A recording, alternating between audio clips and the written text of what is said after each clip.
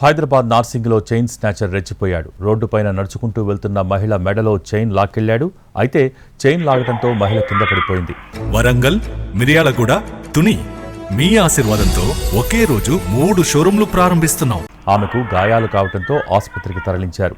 సమాచారం అందుకున్న పోలీసులు స్పాట్కు చేరుకుని దర్యాప్తు చేస్తున్నారు. మరోవైపు చైన్ స్నాచింగ్ దృశ్యాలు సీసీటీవీలో రికార్డయ్యాయి.